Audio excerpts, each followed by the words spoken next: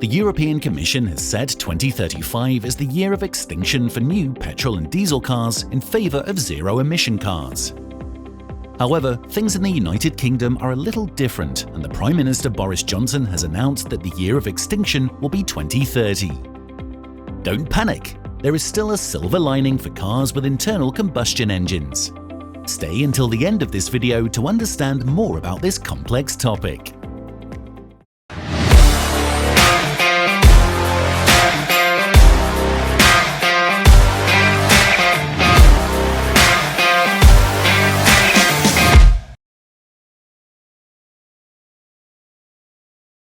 As part of the G7 countries' zero emissions and sustainability agenda, the UK is stepping on the gas to become the first G7 country to achieve zero emissions.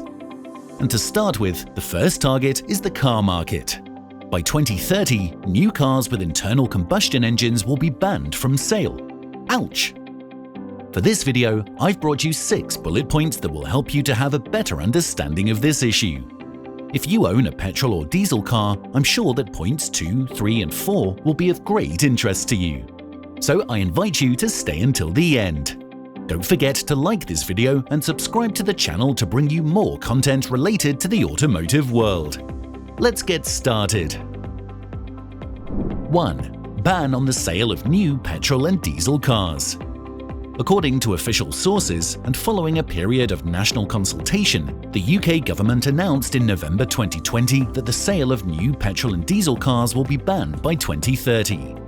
As part of the decarbonisation plan, the government devised a 2-stage process to make the transition to zero-emission vehicles. The first step is the phase-out of production models with internal combustion engines from 2030, including cars and vans. The second step is the mass introduction of zero-emission vehicles between 2030 and 2035. To achieve this, the government plans to invest £1.8 billion to incentivise the purchase of zero-emission cars and the construction of more charging points across Britain's roads and highways. 2. Some hybrids can still be sold. As part of the transition, some hybrid and plug-in hybrid models may continue to be sold between 2030 and 2035. To do so, these models need to follow zero-emission range standard. Simply put, the more miles the car can travel without using the internal combustion engine, the better for continued sales. To date, the UK government will provide more than £580 million in guarantees for buyers of new zero-emission cars. 3. Second-hand petrol and diesel cars. But what about the rest of the cars with internal combustion engines? Will they be banned as well? Old petrol and diesel cars will be able to continue in use. The ban only includes new models. That is the first thing to mention. According to the Committee on Climate Change, to meet the UK government's zero-emission plan, half of the UK car fleet has to be EVs. To date, only 8% of the car fleet is EV. Don't worry if you own a petrol or diesel car. Don't be afraid to use your car and take the time to look for a zero-emission car. Think about it. Intuition tells us that after 2030 there will be new taxes on CO2 emissions and fuel prices, don't you think? I'd love to hear your opinions in the comments, and don't forget to subscribe and like this video. All this plan sounds very ideal and planned in detail, but there are 3 points against it that may hinder the transition. Let's start with the first one, which is one of the most interesting. High cost of electric cars. The high cost of electric cars compared to new and used petrol or diesel cars is an important consideration.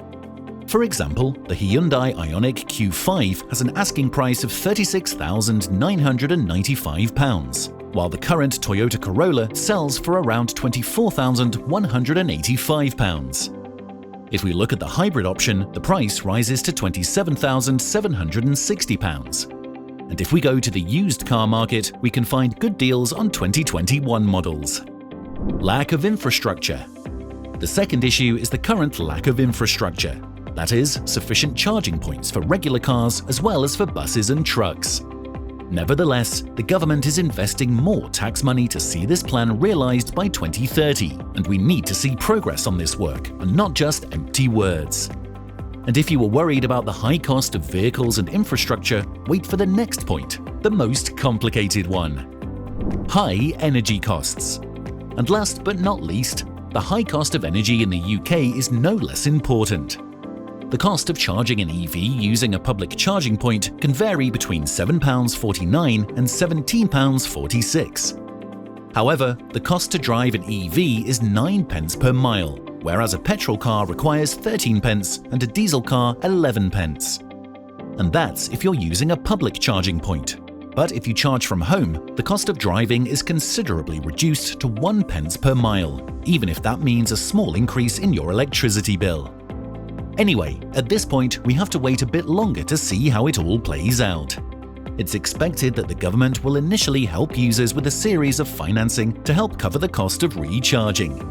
A little help to the pocket is not a bad thing among so much money, isn't it? As you can see, we are less than 10 years away from 2030 and the outlook is very cloudy. But remember, we are talking from today and we don't know if the government's plan will be a reality by that year.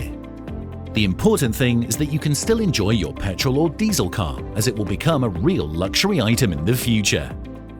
Do you think this is the future of petrol and diesel cars? Leave your opinion in the comments and tell me if you had the money to buy a new electric or hybrid car, which one would you buy? Don't forget to like the video and subscribe. See you soon!